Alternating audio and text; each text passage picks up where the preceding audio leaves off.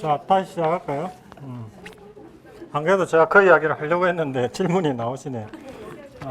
아까 나폴레옹이 그 육군에서 그렇게 연전연승을 하고 그 많은 그 징병제에 의해서 군인들을 이제 동원해갖고 집중적으로 그 육군 전투에 투입해가지고 다 승리를 했는데 그러다 보니까 이제 항상 고민이 뭐였냐면은 보급비에서 보급. 그 많은 군인들이 전투에 임하려고 하면 그 보급이 항상 문제잖아요. 그래갖고 처음에 이제 군인들한테 아이디어를 공모를 했대요. 그래서 이제 처음에 나왔던 게 병에다가 병에 가스를 재우고 그 안에다가 이제 필요한 그 음식물을 넣어가지고 하는 것으로 처음에 했고, 아까 러시아 원정은 보니까 프랑스에서 엄청난 거리를 가잖아요. 그죠? 그래서 그때 아이디어를 내가지고 이제 채택이 됐던 게 소위 통조림. 그러니까 그 깡통에다가 소위 그 전투 식량으로서 이렇게 보존하는 걸 처음으로 그때 이제 그 통조림이라는 게 처음 만들어졌다고 그래요. 그런 걸로 이제 보급 문제를 해결하면서 멀리까지 이제 원정에는 성공했는데 결국 못 이긴 게 뭐였다? 기후를 못 이겼다는 거예요. 기후를. 그 멀리까지 가면서.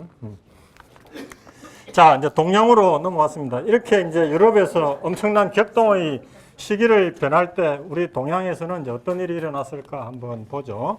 먼저 청나라를 한번 봅시다. 청나라 이제 소위 그 만주에서 일어난 소위 그 만주족, 여진족에 의해서 이제 한족이 이제 명나라를 대체해서 이제 일어난 게 청나라지 않습니까? 이제? 그래서 초기에 이제 거의 150년에 걸쳐서 유래를 찾아보기 힘든 소위 그 현명했던 군주들이 연이어서 나오지 않습니까? 강희제, 옹정제, 건융제. 그러면서 이제 그때 초기 이제 그 명나라를 본토를 그 들어오면서 그 여진족, 만주족들은 전체 인원이 뭐 한 50만 정도밖에 안 되는 사람이 무려 1억이 넘는 사람들을 통치해야 되니까 굉장히 어떻게 하면 효율적으로 통치를 할까 고민을 했던 거죠. 그래서 이제 당근과 채찍을 적절하게 썼다 그랬죠. 가장 강력하게 이제 채찍으로 내밀었던 게 소위 변발 강요, 변발. 그러니까 이렇게 이제 상투를 틀고 뭐 이렇게 하는 이제 한족들의 머리를 갖다가 자기네랑 똑같이 하라고 이제 강요를 한 거죠. 그러니까 만주족들 입장에서는 이 사람이 앞으로 우리 통치에 따라오고 순종하느냐 여부는 우리하고 똑같이 머리를 하느냐 안 하느냐로 외견상으로 드러난 것으로 판단을 하겠다고 한 거죠. 그럼 뭐 안 죽으려면 머리 바꾸는 게 뭐 별 일이야? 대수롭냐? 우리 뭐 이렇게 생각이 쉬운데 이때만 하더라도 한족의 머리를 하던 게 뭡니까? 유학이잖아요. 유학. 유학 속에 뭐가 있습니까?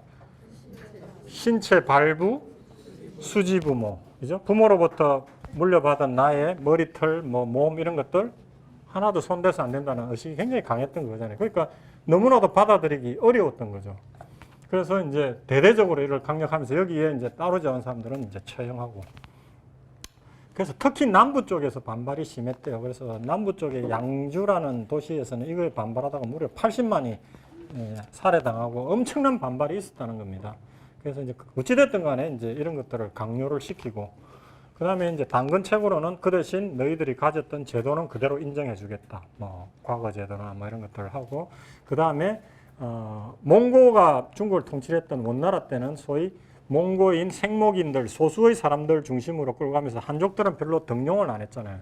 근데 이때는 이제 만주족들하고 한족하고 동수로 해가지고 관리로 등용하면서 소위 당근과 채찍을 같이 가면서 그 큰 한족을 이제 통치를 해 나가기 시작을 했던 거죠.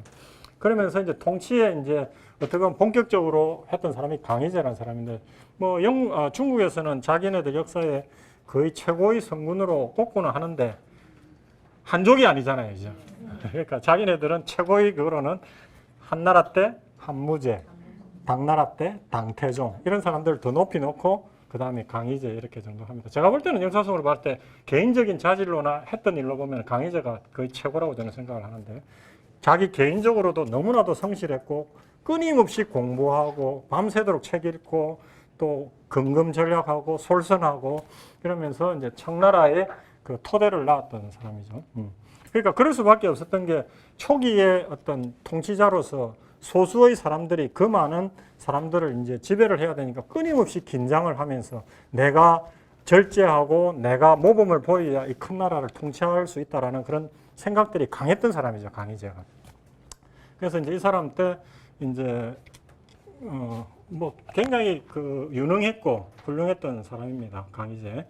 그러니까 강희제, 옹정제, 근융제 이래 가는데, 강희제 때 이제 그 처음에 이제 이쪽 청나라가 명나라를 하면서 초기에 도움을 받았던 사람이 이제 그 오삼계를 비롯한 청나라, 그 명나라 장수라고 그랬잖아요. 이제 그 사람들이 이쪽에 있는 이자성 반란 세력에 항복하느니 청에 붙어서 하겠다 해가지고 들어왔잖아요. 그래서 이제 이 청나라가 처음에 만들어지면서 그때 공이 많았던 오삼계나 그 사람들한테 밑에 이 소위 이 오삼계한테는 지금의 운남성, 그 다음에 이쪽에 광동성, 이쪽에 복건성, 이 세 사람한테 일종의 번의 형태로 토지를 준 겁니다. 그래서 이 사람들이 이제 자치 비슷하게 이렇게 가고 있었는데, 이제 좀 안정을 시키고 이러다 보니까 아무래도 통치자 입장에서는 중앙 집권을 이루고 통일을 시키고 싶을 거 아니에요. 그래서 이제 이쪽의 자치권들을 서서히 뺏기 시작한 겁니다. 그러다 보니까 이 3번에서 처음에는 우리 힘으로 명나라 멸망하고 통일했는데 왜 자꾸 우리 거 뺏어가? 이러면서 이 소위 3번에서 반란이 일어난 거죠. 3번의 난. 그게 오삼계를 중심으로 운남성, 광동성, 복건성에서. 그래서 이제 이 강희제가 직접 젊은 왕이 직접 자기가 말을 타고 이 전투에 자기가 직접 나갑니다. 그래서 이 난을 이제 제압을 하죠. 제압을 하고 저번 시간에 얘기했던 이 대만까지도 정성공이라는 사람이 가가지고 있었는데 여기까지도 대만까지도 정벌을 하고 이제 이 사람이 평생을 공부하고 평생을 정무에 하면서 평생을 정복에 임했던 사람. 그래서 이쪽에 이제 티베트 지역, 시장, 그 다음에 신장, 그 다음에 이쪽에 그래서 우리 중국의 지형을 보면은 요 초록색으로 되어 있는 게 여기 명나라 영토입니다. 명나라 영토. 이때까지는 별로 안 컸어요. 주로 한족 중심의 이쪽이었는데 소위 강희제 때 이제 이쪽 3번이나 다 진압을 하고 대만 복속시키고 지금 티베트 있잖아요. 티베트. 이쪽을 시장이라 그러는데 시장, 칭하이 이쪽을 이제 정벌하고 이쪽은 이제 그 신장 위구르 이슬람 세력이 있는 이쪽도 다 정벌하고 지금 여기 지금 몽고가 있는 땅 여기까지도 정벌하고 그다음에 이쪽 이때 이제 러시아하고도 러시아는 이때 우리가 이야기는 했지만 표토르 대제 때 이쪽 시베리아 개척을 하거든요. 그래가지고 네르친스크 조약을 맺어갖고 이까지 그러니까 중국 역사상 최대의 영토를 이렇게 이제 완성은 이제 건륭제 때 가서 완성이 되는데 이렇게 확장을 합니다. 지금 중국은 이렇게 돼 있어요. 이 연해주를 이제 중국이 나중에 열강들 침입을 받으면서 뺏기거든요. 그래서 요거는 지금 있고 지금 우리나라 한경도 이쪽으로 해가지고 지금 요 외몽골은 지금 몽고 공화국으로 해서 독립이 돼 있고 요렇게 지금 국경이 돼 있습니다. 중국은. 그러니까 이제 명나라 때 요렇고 이 청나라 강희제 건융제 때 역사상 최대 영토를 했다가 지금 현재는 외몽고하고 이쪽 일본 이쪽 부분하고 연해주 부분은 이제 떨어져 나가는 이렇게 돼 있는 거죠. 이걸 이제 강희제 때 이제 처음 시작을 하고 건융제 때 완성을 하게 됩니다. 그다음 이제 옹정제 때는 뭐 한번 주목해 볼 만한 거는 요거는 좀 기억해 주면 좋을 것 같습니다. 이때 전에 저희가 했지만 지정언제를 했다고 그랬죠. 지정언제.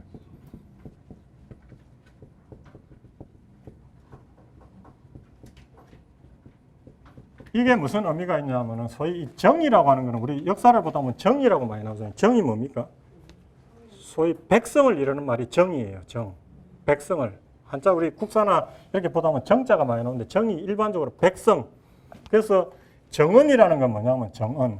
정언이라고 하는 게 뭐냐면은 사람을 대상으로 해서 세금을 내는 거. 사람을 대상으로 해서 세금을 내는 거. 뭐라 그러죠? 인두세. 인두세를 우리가 정언이라고 그래요. 그래서 이제 명나라 때는 그 기본적으로 중국의 세금 체계, 우리나라도 똑같지만은 조, 땅에 대한 세금, 용, 사람 몸으로 하는 거, 군역, 부역, 그 다음에 조, 뭐죠? 특산물로 내는 거. 근데 이제 명나라 때 일조 편법이라는 걸 했다 그랬잖아요. 땅에 대한 거, 사람 머리에 대한 걸 은으로 단순화시켜갖고 은으로 내라는 은납제로 갔다 그랬잖아요.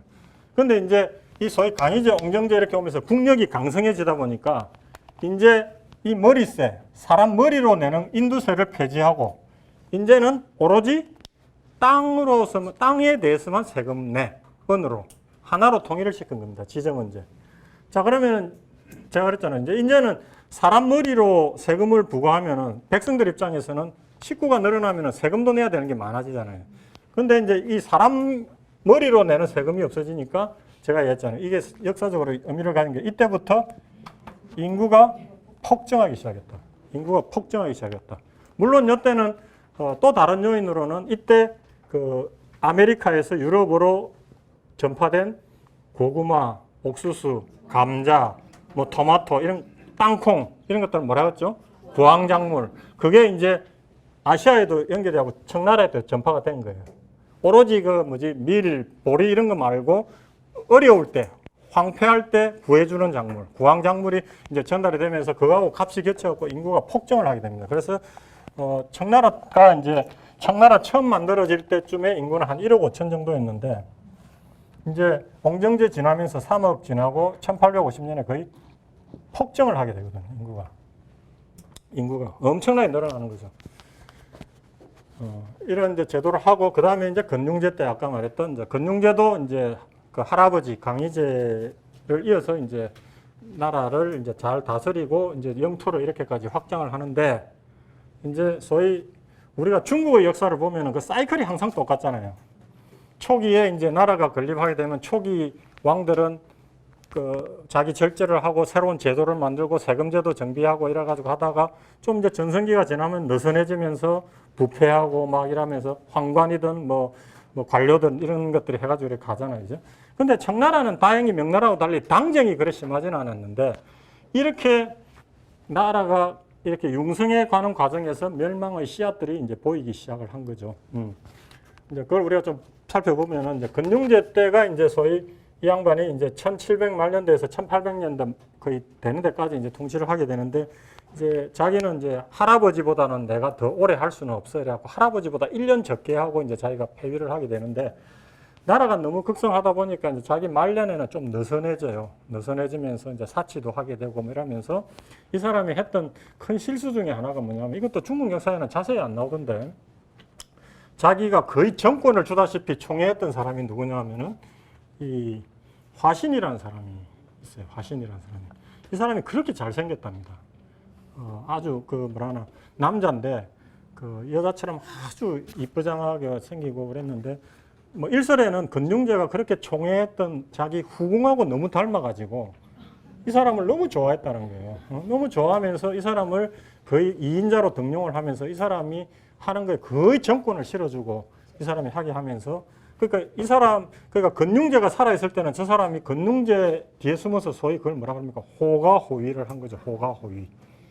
그래서 이제 건융제가 죽고 그 다음에 이제 가경제라는 사람이 황제가 들어오는데 너무 신하들이 상소를 해가지고 이 사람 부정부패가 너무 심하다.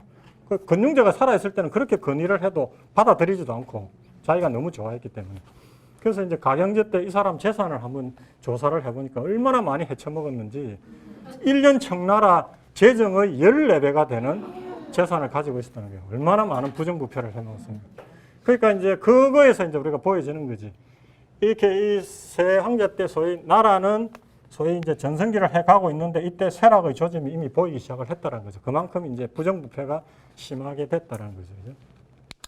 그래서 이제 이런 것들을 보면서 청나라가 이제 우리가 1800년대 다루게 되면서 이제 소위 우리가 아까 했던 이제 국민 국가를 이루고 산업혁명으로 이제 경제체제를 정비하고 했던 나라들이 이제 소위 열강이 이제 아시아 쪽으로 오지 않습니까? 이제 그게 이제 먹히게 되는 이유가 이렇게 강성했던 문화를 가졌고 이랬던데 우리가 한번 생각을 한번 해보면은 자, 인구가 폭증을 했어요. 인구가. 그러면 이 동양의 체제라는 게 어떠냐 하면은 기본적으로 왕, 천자를 중심으로 해갖고 두텁게 차 있는 관료층, 그죠? 관료들이 이 밑에 있는 기층 민중들을 다스리는 체계 아닙니까? 그죠? 그죠?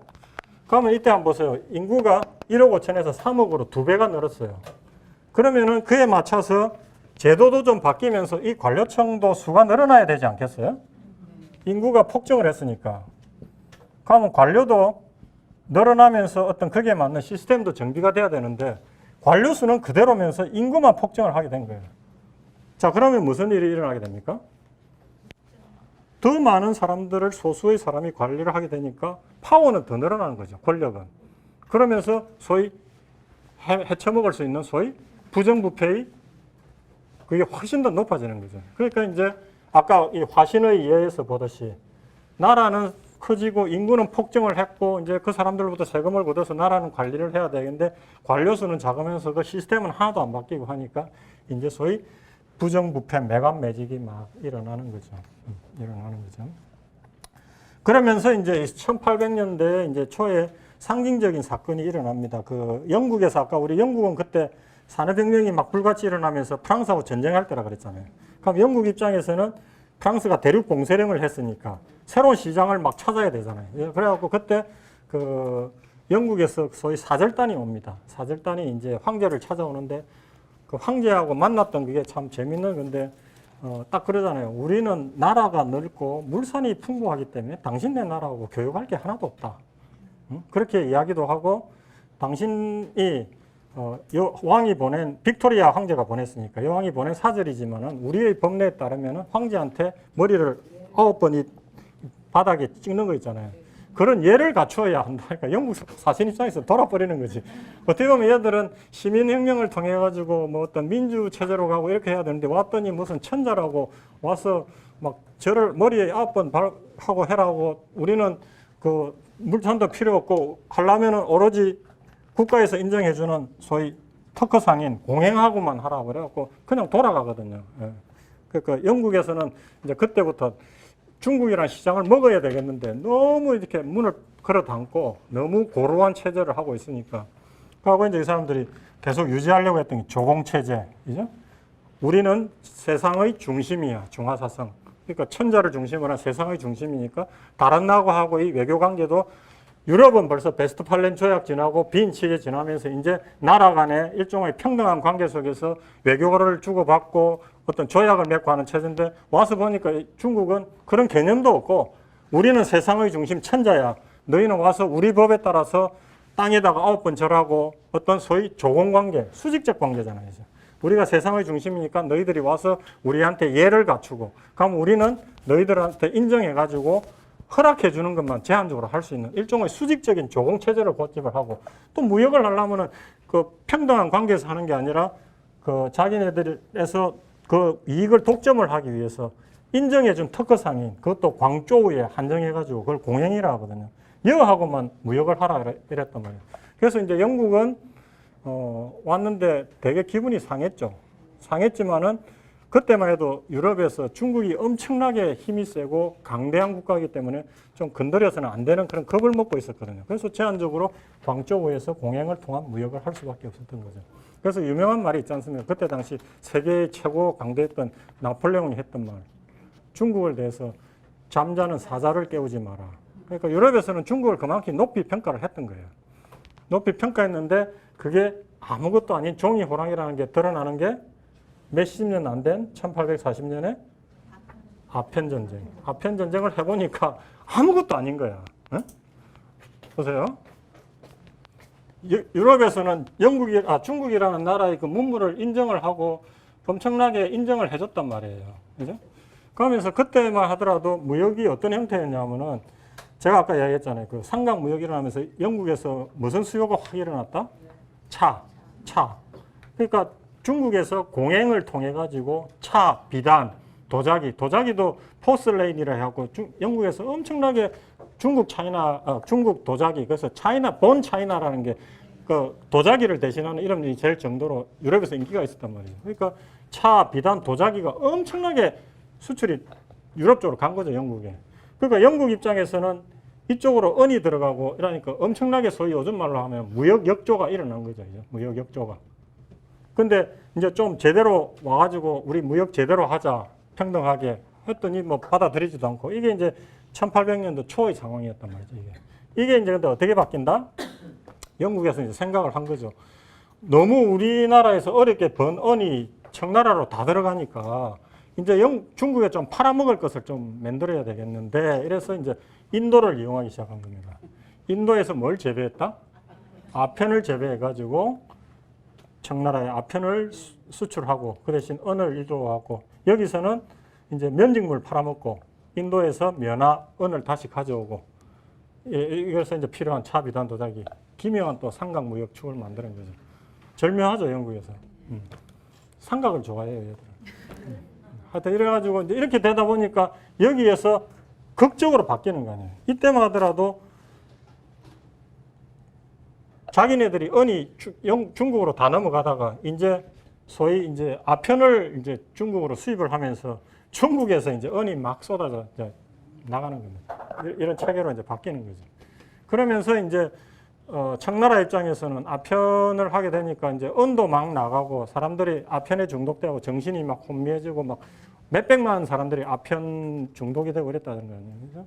그래서 이제 나라에서 이걸 막으려고 그 광저우에 그 임칙서라는 사람을 흠차 대신으로 보내가지고 1000톤이 넘는 아편을 몰수해가지고 다 태워버려가지고 그랬더니 잘한 거죠. 내가 그때 그래도 국민들 정신을 혼미하게 하고 돈 나가는 걸 했는데 영국에서 이제 의회에서 논란이 있었답니다. 이거 가지고 전쟁을 할 거냐 말 거냐 해가지고 근데 그 근소한 차이로 이제 의회에서 통과되고 전쟁이 일어나게 되는데 그게 이제 아편 전쟁입니다. 아편 전쟁. 어떻게 보면 역사에서 참 창피한 전쟁이죠. 제가 영국 사람이라도 좀 창피할 것 같아요. 너무 나라에 그 마약 팔아먹으면서 그걸 가지고 전쟁을 했다는 거. 영국 사람들이 이런 짓을 했어요, 처음에. 자기네들 경제적 이익을 취하려고. 그러니까 이쪽 중국에다가, 그 다음에 인도에다가 영국이 했던 일들을 생각을 하면은 참 뭐 비인간적인 만행을 많이 했죠. 사실 자기네들 경제적 이익을 극대화하기 위해서. 그 여기 보면은 이때 이제 중국에서 나섰던 배는 이제 250년 전에 만들었던 소위 이게 뭐라나, 돛배. 그에다가 이제 영국은 산업혁명 지나면서 소위 전기선 만드는 철선인데 싸움이 되겠습니까? 여지없이 깨진 거지. 응? 여지없이 깨지면서 이제 조약을 맺은 게 이제 난징 조약. 이때 이제 그래가지고 소위 홍콩을 갖다가 이제 영국에다가 할량을 하지 않습니까? 그 다음 또 그 이후에 에로우 사건이라고 이제 그거는 영국이 어떤 이래가지고 했는데도 좀 불만이 이어가지고 뭐 낌새만 보고 있는데 또 에로우 사건이라고 중국 관리가 영국 국기를 못 오겠다 해가지고 그걸 또 빌미로 삼아 또 전쟁을 일으켜고 또 2차 아편 전쟁을 해가지고 이제 그때 했던 게 이제 홍콩 1차 때는 홍콩 앞에 섬, 그 다음 둘째 때는 그 안쪽에 있는 그 신계 지역까지 그 홍콩 반도까지 이제 할량을 받게 되고 이제 이런 항구들을 이제 소위 이제 개항을 받게 되면서 이때 이제 불평등 조약을 맺게 되는데 요거는 이제 좀 앞으로 일본이나 우리나라 역사할 때도 나오는 거기 때문에 이 불평등 조약의 기본적인 내용이 뭐냐 하면은 첫 번째는 최혜국 대우.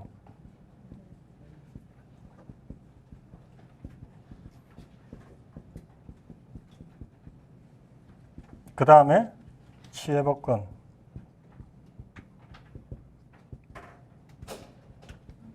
그 다음에 관세. 이게 기본적으로 세 가지가 거의 공통적으로 들어갑니다. 최혜국 대우는 뭐냐면은 내가 당신하고 조약을 맺는데 만약에 너희 나라가 다른 나라하고 조약을 맺었을 때 내보다 더 좋은 조건을 적용해주면 그 조건도 내한테 자동적으로 적용이 된다는 조항입니다. 무슨 말인지 아십니까? 제가 A라는 사람하고 무슨 계약을 맺었는데 조건이 확정이 됐는데 나중에 B라는 사람하고 또 계약을 맺어. 근데 B라는 사람한테 내가 좀 더 좋은 조건을 해주면은 그것이 자동적으로 적용된다는 점. 그러니까 앞으로 자기네들의 이익을 지켜내겠다라는 조항을 박아놓는 거죠. 최혜국 대우. 그 다음에 치해법권은 중국에 들어왔으면 기본적으로 중국법을 따르는 게 원칙. 근데 우리나라 사람이 중국에 들어와서 뭔가 잘못했을 때 너그 법에 따라 재판하는 것이 아니라 우리 영국법에 따라서 재판할 수 있는 권리. 치외법권. 그죠? 자기네들이 머물 수 있는 그 소위 그 상해나 이런 데들 자기 땅을 자기네들이 법이 되는 데를 조계지라 그랬잖아요. 조차지 이런 데. 그런 데를 이제 개항하면서 확보를 하면서 중국법이 적용되는 게 아니라 영국법을 적용을 받는다. 그 다음에 이제 외국에서 물건이 수입이 되면은 당연히 중국이 그 관세율을 결정하는 게 맞잖아요. 그죠? 근데 그 관세를 우리가 결정하겠다. 그러니까 관세 결정권을 갖다가 영국이 가져가는 거예요. 이제 이런 것들을 사실은 이제 뭐 보면은 국제법상의 관례에서 보면 말도 안 되는 그 불평등 조약이잖아요. 이런 걸 맺으면서 이제 소위 이제 중국 이 대륙이 이제 소위 열강들의 이제 먹이로 이제 전락하는 시대로 이제 접어들게 됩니다. 불과 몇십 년 전에 그렇게 강성했던 나라가 아까 말했죠. 이제 이런 내부적으로 그 속에서 커져가던 내부 모순 이런 것들 속에서 안주하고 있는 사이에 그렇게 큰 변화의 움직임으로서 이 변화를 했던 서구의 소위 이제 먹이로 전락을 하게 되는 겁니다. 영국이. 그 다음에 그때 당시 우리 조선을 한번 볼까요? 우리 조선은 어땠는지.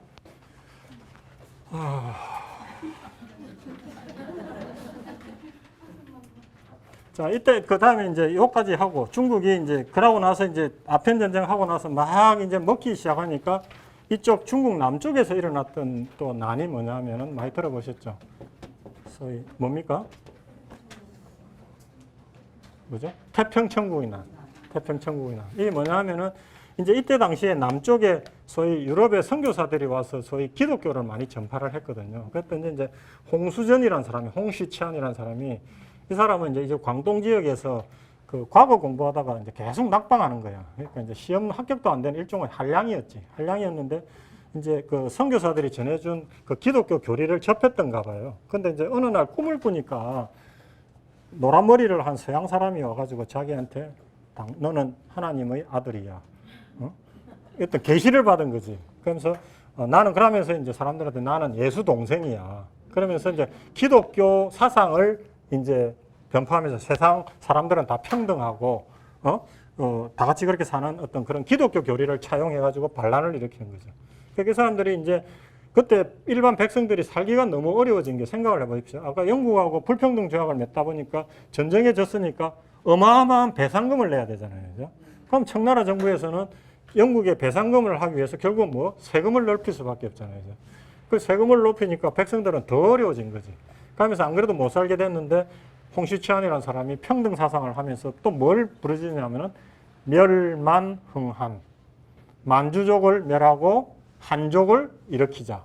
그러니까 급속도로 이제 이게 퍼지기 시작한 거죠. 그러면서 이 남쪽을 중심으로 해서 일어난 게 이제 태평천국의 난. 그런데 이제 처음에는 서양 이 열강들이 이 사람들이 우리 기독교 교리를 받아들이고 나라를 바꾸려고 일어났네 이러면서 서양에서 이쪽을 지원을 해줘요. 그런데 이제 이게 나중에 우리나라 동학교도의 난하고 비슷하게 나중에는 어떻게 바뀌냐면은 반외세. 그러니까 우리나라를 침탈하는 외국 세력에 대해서 우리가 일어나야 되겠다고 하게 되거든요. 그래서 이제 또 열강들이 이 사람들의 배반을 하고 또 정부를 또 지원을 하게 됩니다. 그래서 이제 이 사람들이 뭐 남경을 중심으로 해서 일어났다가 이제 망하게 되는데 그만큼 이제 이 대륙 전체가 이제 혼란스러워지는 거죠. 이게 이제 태평천국의 난. 자, 그 다음에 이제 우리 조선을 한번 봅시다. 조선. 우리가 영정조 지나고 저번 시간에 이야기했듯이 이제 연산군 때부터 시작이 되었고 사화 한번 거치고 그 다음에 이제 선조 때부터 시작된 당파 쭉 이어져 오다가 이제 숙종 때 황국을 통해서 이제 당이 막 잘려 나가고 계속 오면서 그게 이제 어떤 효과를 초래했다? 이제 영조 때 와가지고 너무 당쟁이 심하니까 당평책이라 갖고 이제 당에 상관없이 좀 인재를 쓰려고 했는데 이제 그때만 하더라도 노론소론을 오면서 다른 파들이 계속 잘려가니까 그게 뭘 초래했다? 인재가 씨가 말랐다 했죠. 계속 잘려나가니까. 이제 그때만 해도 노론소론만 남아있었고 이러니까 이제 인재 풀들이 확 줄어드는 거죠. 그런 상태에서 이제 정조가 개혁을 하려고 왕권을 강화하려고 하는 개혁을 막 시도하다가 50 초기에 돌아가시지 않습니까? 그러면서 이제 왕권 강화를 시도하려고 했던 것들이 이제 무산이 되면서 일종의 또 반동으로 돌아가게 되는 거죠. 그러면서 이제 그때 왕후한테 이제 섭정으로 돌아가게 되면서 이제 소위 순조, 헌종, 철종으로 가는데 이때는 이제 관료층들은 이제 뭐 씨가 말랐고 이제 또 그 대비가 이제 섭정하는 체제로 가면서 무능한 이제 왕들이 계속 나오면서 이제 무슨 시대로 간다? 세도 정치. 그러니까 이제 그 외척 중에서 가문 중심의 있어요. 그죠? 안동 김씨. 그러니까 이제 왕비를 배출한 소위 장인 집안이 이제 세력을 막 행사하는 거죠. 안동 김씨, 풍량조씨, 안동 김씨 이렇게 막 하게 되면서 1800년도 들어오면서 우리나라도 어마어마하게 이제 안 그래도 못 사는데 더 이제 백성들이 더 어려워지는 그런 상태로 가게 되는 거죠. 그래서 이제 이때 뭐 농민들 난도 많이 나고 유명한 게 평안도 지역에서 일어난 홍경래의 난 뭐 이런 이제 밀란들이 막 일어나게 됩니다. 자, 그러면서 이제 소위 외척들이 이제 막 발호를 하다 보니까 왕권은 완전히 허수아비 비슷하게 됐잖아요. 이때 이제 혜성과 같이 등장한 사람이 흥선대원군. 그죠? 상당히 예리하게 생겼죠. 아주 고집차게 생겼고, 이 양반이 이제 등장을 하면서 이제 자기 아들 누구지 고종을 이제 그 내세우면서 이 양반은 이제 나름대로 아주 개혁적인 정치를 했습니다. 이제 인재를 갖다가 뭐 양반 이런 거 상관없이 인재 등용도 하고, 소위 이때 당시만 해도 당쟁의 근원이었고 백성들 수탈하는 중심지가 됐던 서원을 대폭 철폐하고 정리를 해요. 그 다음에 그러다 보면서 이제 세금을 골고루 걷어들이면서 재원도 확보를 하려고 하고 하는데, 이 양반이 이제 잘못했던 실책 중에 하나가 경복궁을 이제 재건을 하겠다. 근데 제가 이야기를 했잖아요. 그죠? 조선의 재정이 얼마나 가난을 했으면은 그 왕궁 하나 새로 짓는데도 재정이 없어가지고 그때 이제 새롭게 통화도 발행을 하거든요. 당백전이라고 하는 거. 그러다 보니까 이제 물가도 막 올라가고 경제가 더 어려워지는 거지. 근데 뭐 얼마나 사실 재정이 비난했으면 그 궁궐 하나 새로 짓는 돈도 없어가지고 전체적으로 어려워지고 뭐 이렇게 이제 갔죠, 이제. 뭐 어찌됐든 근데 이 사람은 이제 하려고 했던 거는 그 100년 가까운 그 세도 정치에 의해서 왕권이 약화된 걸 다시 왕권을 다시 한번 세워보려고 나름대로 개혁 정치를 했던 거죠. 근데 이제 이 양반이 막판에 가서는 처음에는 이 양반이 그 쇄국 정치 아니었어요. 오히려 러시아하고 절묘한 외교를 해서 우리나라 가려고 했는데 몇 가지 요인 때문에 이제 소위 쇄국 정책으로 가게 됩니다. 병인 양요를 겪게 되고, 오페르트 도굴 사건, 이거는 뭐냐면은 독일 상인이 들어와가지고, 이때만 해도 우리나라가 유럽에 우리나라의 그 이미지가 뭐였냐면은 그 조선에 가면은 황금으로 막 그 떡치는 나라다. 그렇게 뭐가 많다. 이렇게 소문이 막 났더래요. 그래서 이제 독일 상인이 들어와가지고 이 나라에서 제일 그 힘이 센 대원군의 어떤 그 조상의 묘를 파면은 황금 천재 아니겠느냐. 그러면서 이제 개항에 반대한 그런 것도 해갖고 오페르트라는 사람이 대원군의 그 조상의 묘를 이렇게 막 파헤치는 사건이 일어납니다. 네, 그런 사건, 뭐 신미양요 이런 걸 거치면서 이 사람이 이제 쇄국의 어떤 대표적인 대명사처럼 이제 이렇게 가게 되는 그런 정책으로 이제 선회를 하게 되죠. 그 다음에서 이제 우리나라 역사에서 참 불행한 사건이 이제 일어나게 되죠. 이 사람이 이제 아까 세도 정치가 뭡니까? 힘 있는 집안에서 며느리를 들이니까 그게 뭐로 나타났다? 세도 정치로 나타났잖아요. 그죠? 세도 정치로. 안동김 씨, 풍양조 씨, 뭐 안동김 씨를 간 게 왕의 비를 갖다가 강력한 집에서 며느리를 들였더니 그 장인들이 힘을 막 쓴 거 아니에요. 이게 세도 정치가 딴 말로 이야기하면. 그래서 이제 흥선 대원군이 생각할 때 이제 좀 가난한 집의 여자를 며느리로 받아들이면은 이제 최소한 세도 정치는 일어나지 않지 않겠느냐. 이래가지고 찾고 찾아가지고 며느리를 들인 사람이 누구다? 민비이죠. 근데 이제 착각이었죠. 이 여자가 들어가지고 집안은 그랬는데 이 민비 자체가 보통 여자가 아니었잖아요. 이제. 그래서 이제 이 소위 고부간의 갈등이 이제 일어나면서 저거 둘이만 그랬으면 좋은데 이게 나라 전체에 완전히 미치잖아요. 정말 우리나라가 정말 중요한 시기 골든타임에 이 고부간 갈등 때문에 나라 자체가 완전히 정말. 그래서 저 개인적으로는 이 뭐 우리 뮤지컬 명성황후도 나오고 이랬는데 저는 명성황후로 부르는데 저는 동의하지 않습니다. 너무나도 우리나라 역사에 해악을 끼친 사람이기 때문에. 그건 내가 다음 시간에 좀 더 자세히 이야기하겠는데, 하여튼 뭐 그때 당시 사람들이 그렇게는 하겠지만은 국가나 민족, 백성에 대한 생각은 요거만치도 없었던 사람. 오로지 자기 자신과 자기 왕실의 안위만을 위해 가지고 이랬다 저랬다. 그러면서 그의 남편 우유부단한 공처가 고정이죠. 이 시기에 우리나라의 골든타임을 이 세 사람이 이제 좌지우지하면서 우리가 열강의 침입을 받게 되지 않습니까? 이제? 이때 조선은 이랬습니다. 이제. 자, 일본으로 한번 넘어가 보겠습니다. 일본. 이제 그 에도 막부로 들어간데 이제 제가 한번 이야기를 했었는데 한 번 더 이제 강조를 하는 게 에도 막부가 이제 전국을 통일을 하면서 이제 에도 이쪽 동경을 이제 중심으로 하는 에도를 중심으로 해서 이제 중앙 집권 체제를 막부 체제. 이제 막부가 있는 중앙 집권인데 각 지역의 정권은 번이라고 하는 지방 자치를 준 소위 막부와 번이라고 하는 중앙 집권과 지방 자치가 병존했던 정치 체제를 제가 막번 체제라고 했잖아요. 막번 체제. 막부가 있던 에도 막부, 각 번들이 이렇게 돼 있는데 통일을 하면서 자기네들 직할, 그죠? 직할 혹은 자기네들의 친족들이 된 친반, 친번, 신반을 이렇게 고동색으로 해야 되는데 핵심 지역을 주고 그 다음에 이제 1600년에 있었던 새끼가하라 전투에서 자기 편을 들었던 사람들한테 소위 후다이번이라고 해가지고 이 녹색으로 된데 좋은 땅들을 나눠주고 새끼가하라 전투할 때 에도 막부 도쿠가와에 대항해서 싸웠지만은 그 전투 이후에 자기 편이 된 사람들을 도자마번이라고 했죠. 그 사람들은 여기에서 떨어진 외곽 이런데 이걸 도자마번이라고 했잖아요. 그건 한번 알아놓으세요. 친반, 후다이번, 도자마번. 근데 이제 왜 제가 이걸 강조를 하냐면 다음 시간에 어떻게 보면 우리 근대 동아시아사에서 핵심이라고 할 수 있는 명치유신을 이야기할 텐데 그때 명치유신의 주역으로 떠오르게 되는 게 소위 도자마번, 에도에서 떨어져 있던 이 번에서 이 번을 중심으로 해서 이제 명치유신이 일어나게 됩니다. 왜? 당연히 생각해 보면은 에도 막부에 약간은 NT할 수밖에 없잖아요, 그죠? 소외돼 있었으니까. 이 사람들이 힘을 길러가지고 에도 막부를 뒤집으려고 해서 일어난 게 그게 명치유신이거든요. 이제 그런 세력으로 일어난다는 거죠.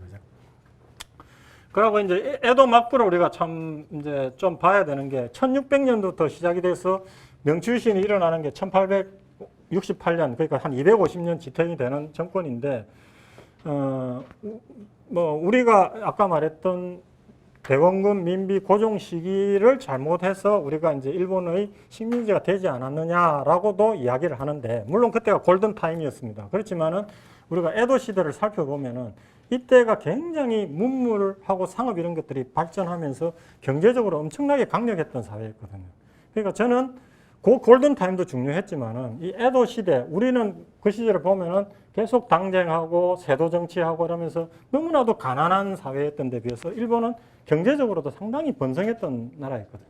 그러면서 그 시대에 또 자각을 해갖고 명치유신을 일으켜가지고 우리가 식민지로 들어갔기 때문에 거의 200~300년도의 긴 시각에서 나는 봐야 된다고 생각해요. 그럼 그때 에도 막부 시대가 어떤 시대였냐면은 기본적으로 정치는 막번 체제, 그죠? 막부 번 체제였고. 그 다음에 이제 일본 에도 막부가 이제 전국이 통일이 되니까 정치가 안정이 되니까 이제 농업 기술이나 막 발전하고 땅을 막 개간을 하고 이러면서 농업 생산이 확 올라가거든요. 그럼 쌀이 막 정산이 되잖아요. 그러면서 이제 이 경제를 기본적으로 쌀을 중심으로 해서 쌀을 단위로 해서 이제 막 돌아갑니다. 쌀이 그러니까 일종의 화폐 대신으로 그러니까 이제 사무라이들한테도 월급을 줄 때 쌀을 주고 그러면서 모든 이제 경제의 단위를 이제 쌀 중심으로 해서 이제 돌아가게 되는 겁니다. 쌀 생산도 확 늘어나고 그 다음에 이제 그 에도 막부의 기본적인 중심 생각은 뭐였냐면 아까 번으로 나누었는데 자기네들이 이제 중앙 집권을 해야 되는데 이제 번이 강해지고 번이 만약에 무력을 행사해 가지고 막부에 대항을 하게 되면은 또 혼란해지지 않습니까? 그러니까 이제 각 번들의 힘을 이제 죽이는 쪽으로 정책을 갈 수밖에 없거든요. 그래서 이제 기본적으로 이때 병농 분리를 했다는 거죠. 기본적으로 무사라는 게 제가 설명했던 게 농민이 변화해서 무사가 됐다 그랬잖아요. 그래서 이제 그걸 갖다 원천적으로 차단을 시켜버린 거지. 그러니까 농민하고 무사하고 완전히 주거지도 분리해버리고 농민들이 무기를 절대 가질 수 없게 하고 그래서 신분 제도를 아주 명확하게 했다 그랬잖아요. 산농, 공상으로 나누어 가지고 완전히 신분 자체도 분리를 해가지고 무사하고 이 사람들은 성 안에 살게 하고 이 사람들은 아예 밖에 살도록 분리까지 해가지고 이제 국민의 대다수인 이 소위 농민이 전체의 한 85% 인구를 점했거든요. 이 사람들이 이제 무사로 바뀌거나 힘을 가지는 것 갖다 원천적으로 이제 차단을 한 거지. 그죠? 병농 분리를 하고 그 다음에 세국 정치로 나갔다는 거죠. 세국 정치. 근데 일본 에도 시대의 세국 정치는 조금 성격이 다르다고 그랬어요. 완전히 세국이 아니고 몇 나라하고 통한다고 그랬잖아요. 그죠? 조선하고 통하는 기지는 어디라고 그랬습니까? 스시마, 대마도이죠. 대마도. 그 다음에 중국하고 통하는데 중국하고 통하는 데는 어디? 나가사키하고 일본 남쪽에 뭐가 있다고 그랬죠? 오키나와인데 그때는 류큐라고 그랬잖아요. 류큐. 그 다음에 북쪽에 그때는 일본 땅이 아니었던 홋카이도, 소위 북해도하고 또 하게 하고. 그 다음에 서양 문물하고 완전히 문을 닫지 않고 어디하고 통했다? 네덜란드. 이게 이제 그겁니다. 나가사키 앞에 오로지 네덜란드에 한해가지고 이 인공섬을 만들었어요. 인공섬. 이 이름을 뭐라 그래요? 대지마. 출도라고 그럽니다. 대지마. 출도라는 걸 만들어가지고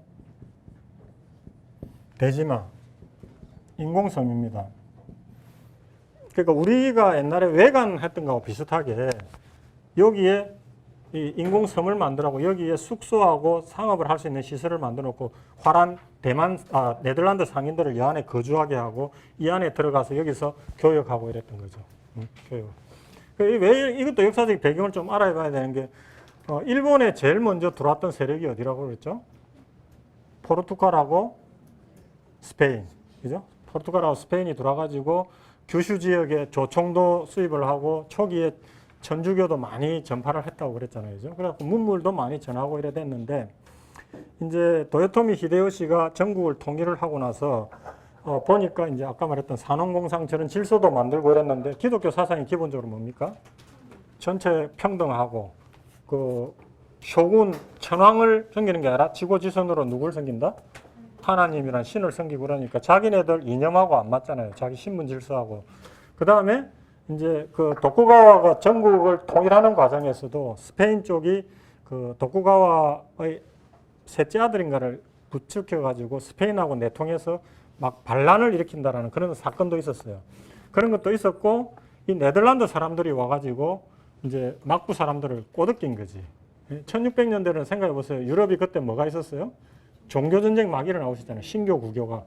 네덜란드는 신교척이고 스페인, 포르투갈은 구교척이잖아요. 그럼 이 네덜란드 상인들이 와가지고 막부 사람들한테 막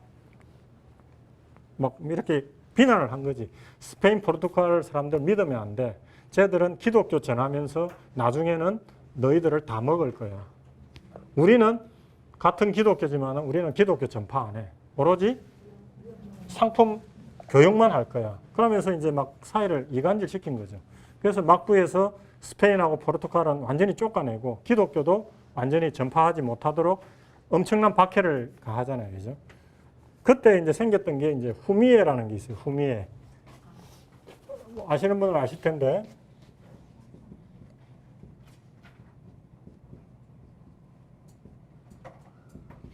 제가 한자가 좀 잘 못 쓰는데. 이 밟을 답자에 그림 애자 이래가지고 소위 성모상이 있는 그림을 갖다가 앞에다 해놓고 밟으면은 그 기독교를 제대로 안 믿는 사람의 다 징표라고 해가지고 살려주고 정말로 된 신자 같은 건 그걸 못 밟잖아요. 그죠? 그런 거를 이제 만들어가지고 그렇게 했던 거예요. 그때 당시에 믿는 사람들은 정말로 철저하게 믿었던 거지. 그 성상 자체를 밟는 것이 기독교를 배교하는 것이라고 생각했을 정도니까. 이런 것들을 해가지고 철저하게 기독교 탄압을 해갖고 일본이 이제 그 이후로 기독교가 완전히 된 거 아닙니까? 그래서 지금도 일본의 기독교 인구가 한 1.5%밖에 안 되는 게 이때 너무 기독교의 씨를 완전히 말려버려가지고 막 이렇게 이제 갔던 그런 때 이렇게 세국 정책으로 갔는데 이 세국 정책은 역으로 뒤집어 보면은 막부 입장에서는 각 번의 힘을 빼는 것이었기 때문에 번이 나서가지고 외국하고 교역을 하지 못하는 대신에 아까 말했던 스시마, 나가사키, 스시마, 가고시마, 류큐 이런 것들을 자기네들 에도 막부가 직접 한 거예요. 그래서 외국과의 교역의 이익을 자기네들이 독점하겠다는 거예요. 다른 번은 못하게. 그러니까 어떻게 보면은 우리가 했던 세국하고는 좀 성격이 다른 거죠. 제한적으로 세국을 하긴 하는데 번은 참여 못하게 막으면서 자기네들이 그 외국과의 교역에서 오는 이익을 독점하겠다는 그런 거에서 이제 세국이 같은 거죠. 그 다음에 이제 무가법 이런 것들을 만들어갖고 번간에 무슨 결혼도 못하게 하고 뭐 이런 것들을 하겠다는 걸 굉장히 엄격하게 또 법으로 해갖고 제한을 시키고 그 다음에 일국 잉성은 뭐라 그랬죠? 이제 한 나라의 성을 하나밖에 못하도록 못 짓도록 하는 거예요. 그건 없네요. 그래서 일본에 여행하시면 오사카 성이나 이렇게 큰 성들이 있잖아요. 천수각 뭐 이래가지고. 그게 사실은 이제 조총이 들어오고 이러면서 포가 뛰면서 그 이후에 이제 세워진 성들인데 각 번마다 그런 성 하나밖에 못 짓도록 나머지 성들은 다 없애도록 이제 더 이상 힘이 강해지지 않도록. 그 다음에 이제 중요한 게 이제 상낀 고따이 제도라는 게 있다고 그랬죠. 상낀 고따이 제도. 참근 교대제. 뭐라 그랬어요? 각 번의 영주의 아들과 부인은 아예 에도에 와서 살도록 했죠. 그리고 영주 자체는 2년에 한 번씩 1년을 에도에 와서 살도록. 그랬더니 이게 막 그 각 번, 전국 각지에 있는 번들이 수시로 왔다 갔다 하니까 에도 막부가 경제적으로 사람과 물자의 교류가 막 일어나면서 상업이 일어나는 계기가 됐다고 그랬잖아요. 그죠? 각 지역이 막 발전하고. 그래서 이제 이때 당시에 이제 일본이 여러 가지 이런 제도로 인해서 이제 정치적으로 안정이 되면서 경제가 막 발전을 하게 됩니다. 그래서 이제 인구도 보면은 이때는 1000만도 안 되는 시기로 가다가 제가 그때 가마쿠라 막부 이때 농업혁명이 일어나가지고 우리나라보다 좀 역전을 하면서 상당히 잘 살게 됐다 그랬잖아요. 좀 인구가 늘다가 이렇게 인구도 거의 이때에 비해서 뭐 한 3배 정도 늘면서 이렇게 발전을 해오게 되면서 이제 명치유신 시기를 이제 맞게 됩니다. 에도 막부가 이때 개설이 되고. 그래서 이제 호황이 이어지는 거죠. 물론 이 중간중간에 이제 한 번씩 또 어려움도 있고 뭐 이렇게 하긴 했습니다만은 전반적으로 이렇게 오면서 에도 시대였던 걸 보면은 이게 이제 우리나라 통신사들이 전국을 지나는 상황을 이제 그린 겁니다. 이 그림이 색조가 참 멋있죠? 잘 그렸죠? 이 그림을 뭐라 그래요? 우키요에. 이것도 알아놓을 필요가 있습니다. 우키요에. 뜰부자에, 뜰부자가 어떻게 쓰죠?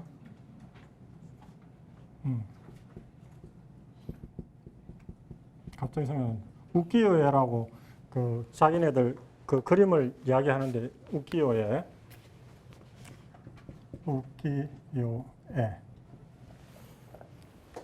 이게 통신사가 이제 그 부산을 출발해갖고 시모노세키 해갖고 에도까지 가는 그거였는데 이게 한 번 할 때마다 비용이 한 800억 정도 들었대요. 근데 그 막부에서 왜 이걸 했느냐? 자기네들 어떤 뭐라노 전시 목적이라고 그랬죠, 그죠? 먼 나라에서 우리 막부의 권위를 존중해갖고 조공들이러 온다. 라는 어떤 선전도 하고 국민들 어떤 이미지 정치하려고 그렇게 물론 이제 조선하고 교류하려고 하는 어떤 그런 것도 있을 거예요, 그죠? 이때 재밌는 일화가 저는 책에서 본 것 중에 하나가 우리 조선 통신사가 가서 이제 일본 과학자하고 만나고 대화 중에 이런 게 있었대요. 이때만 해도 아까 대지마를 통해서 일본은 끊임없이 서양 문물을 받아들였거든요. 그래서 네덜란드를 통해서 받아들인 학문을 일본에서는 난학이라고 그래가지고 그 학문 분야까지 있었고 그래서 그때 이제 일본에서 의학 같은 게 네덜란드가 발전했기 때문에 그걸 받아들여가지고 소위 시체를 사람을 인체를 해부해가지고 의학이 상당히 발전했거든요. 그래서 해체 신설하는 책도 나오고 그랬는데 그래서 일본 과학자가 우리나라 통신사 간 사람 중에 한 명한테 이렇게 해요. 우리는 사람의 몸까지 이렇게 해부해가지고 사람의 내부를 알고 그걸 의학에 쓴다라고 자랑을 하니까 우리 조선에서 가신 분이 그것을 갈라서 봐야만 아느냐. 가르지 않고도 아는 것이 이 소위 그 유학자의 본분이다. 우리는 보이지 않지만 다 안다. 뭐 어떻게 보면 듣기에 따라서 굉장히 좋은 것 같긴 한데 의학이라는 게 그 해부해보고 이런 거 안 하고 그거 알 수 있습니까? 그러면서 사실 해부를 해보면서 의학이 엄청나게 발전을 했거든요. 사실은. 그렇게 이제 일본은 과학의 길로 나가고 해문물을 받아들일 때 상징적으로 우리는 그런 어떤 고루한 상징 그 성리학에 갇혀 있었다는 하나 이해가 되는데 뭐 이런 게 있었고요. 일본 시대의 이제 성의 모습이죠. 이제 이게 소위 큰 성이 있고, 그죠? 여기에 이제 성을 해가지고 여기에 뭐라노 그 무사들하고 성주들 살고, 소위 성 밑에를 조가마찌라고 하는데 여기에 이제 소위 상인들이나 이 성주하고 사무라이들을 도와주는 상업하고 수공업에 종사하는 사람들을 조가마찌 그 밑에 모아서 살도록 하고 이 밖에는 농사들, 짓는 농민들 분리를 한 거죠. 근데 이제 아까 말했던 이런 상킹, 고따이 뭐 이런 것들 하면서 여기에 따르면은 최하층 계층이 누굽니까? 상인들이잖아요, 상인들. 근데 에도 막부가 지나면서 이제 농민들의 그 이제 쌀값이 막 떨어지고 이러면서 농민들의 힘보다 이제 상인들의 힘이 막 올라갑니다. 소위 조닌이라고 하는 사람들. 조닌이 에도 막부 시대에 가면 힘이 확 올라가거든요. 경제적 힘이 커지니까. 그래서 명치유신은 어떻게 보면은 존인들하고 무사의 대결이라고 볼 수도 있어요. 어떻게 보면 힘이 커진 그 상인 계층들이 이렇게 이제 가는데, 자 이게 이제 다 우키요입니다. 이제 이때 당시에는 이제 그림을 그린 거건데 이게 뭡니까? 무대인데 가부키. 이제 상인들이 돈을 벌다 보면 원래 사람들이 돈이 많아지면은 뭐가 이제 머리에 뭔가 좀 이렇게 정신적인 걸 하고 싶어지잖아요. 그래서 이제 이때 생겨난 이제 문화가 가부키이죠. 이 무대에서 일본 사람들 진하게 화장하고 하는 연극 있잖아요. 이제 가부키. 이런 무대, 큰 무대가 이제 이렇게 이 정도의 사람들이 모여서 여기에서 어떤 이런 공연, 퍼포먼스가 일어난다는 거는 이 여간한 경제적 토대가 없이는 이게 불가능한 거거든요. 경제적으로 번성해야 예술이 번성하는 것처럼. 이게 후지산을 그린 우키요입니다. 이런 것들을 한번 좀 담아놓고 싶은 게 우리가 일본의 일이지만은 우리가 세계 이것도 사실은 서양사에서 거의 감추고 있는 상황인데 한번 보시면은 이 색조가 너무너무 놀랍잖아요. 저 웃기요 굉장히 좋아하는데 일본의 상징인 후지산을 그린 거거든요. 이게 목파나라고 만든 거예요. 목파나를 떠가지고 파나처럼 찍어낸 건데 그래서 이때 당시에는 에도 시대 때는 그 전국 여행도 엄청나게 많이 해서 그러니까 1년에 한 500만 명이 이동을 했대요. 여행을 삼아서. 그러니까 신사를 찾아서 그러면 이제 갔다가 그 지역에 파는 이런 우키요에를 하나의 기념품처럼 사가지고 오고 이럴 정도로 대중들한테 많이 보급화됐던 어떤 그런 그림입니다. 근데 이 그림이 또 세계사에 어떤 영향을 미치느냐 하면은 자 이런 것들 이제 일상 그 평민들을 이제 막 그린 그림이죠. 이제 평민들의 일상을 그린 그림이고 뭐 사실 서양 그림에서는 상상하기 힘든 일반들 사람들이 사는 어떤 그림들을 놀라운 색조로 그렸지 않습니까? 찍어낸 거지. 일본의 파도를 이렇게 이제 그리고, 풍경화를 이렇게 그리고. 자, 이게 이제 어떤 영향을 미쳤냐면은 이것도 재밌는데 1851년에 뭐가 일어났다고 그랬어요? 그때 세계 무역 박람회가 일어났다고 그랬잖아요. 그 다음에 이에 파리에서도 일어났잖아요. 그때 이제 일본도 출품을 했대요. 도자기나 뭐 이런 걸 했는데 그때 도자기를 싸는 포장지를 갖다가 이제 우키요에가 그려진 그 포장지로 이쁘게 싸가지고 파리에 보낸 거야. 보냈는데 그 도자기가 놀라움을 준 게 아니라 사람들이 놀란 게 그 포장지에 그려진 일본의 그림을 보고 사람들이 완전히 놀라 자빠진 거예요. 무슨 이런 그림이 다 있냐. 그 사람들 입장에서 봤을 때 놀라운 그림의 소재와 색감과 그 투영법이나 이런 것들이 너무 충격을 준 거예요. 특히 그 사람 중에서 누가 좋아했냐면 파리에 있던 일군의 소위 메이저에서 좀 벗어난 화가들, 소위 그때 인상주의 화가들. 그러니까 옛날에는 사진기 이런 게 발전되기 전에는 있는 사실을 정확하게 그리는 사실주의 중심으로 갔는데 이제는 그 인상주의 쪽으로 사람의 눈에 포착된 순간을 그리는 인상주의 쪽으로 갔는데 그 사람들이 보기에 너무 일본의 우키요에가 충격적이었던 거예요.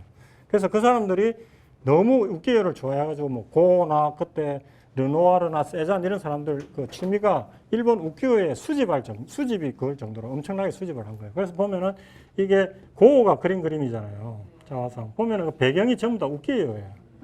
우키요예요. 그만큼 이게 대중화됐다라는 거죠.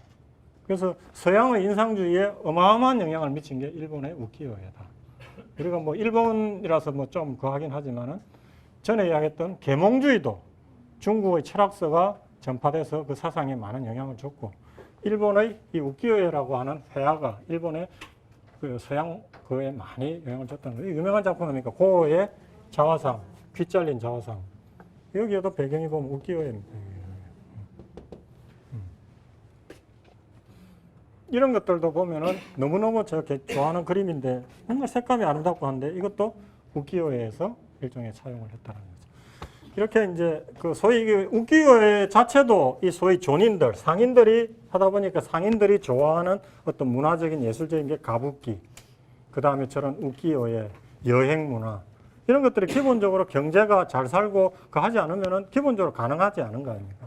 그만큼 에도 문화가 번성했던 상업 문화가 번성했던 그런 건데 이제 서구 열강이 이제 중국, 일본 이렇게 들어오면서 이제 일본은 이제 소위 극적으로 단기에 그 변화를 극복을 하고 중국과 우리나라는 이제 열강으로 들어가게 되는데 그거는 이제 다음 시간에 제국주의하고 서구 열강의 아시아 침탈 부분에서 다루도록 하겠습니다.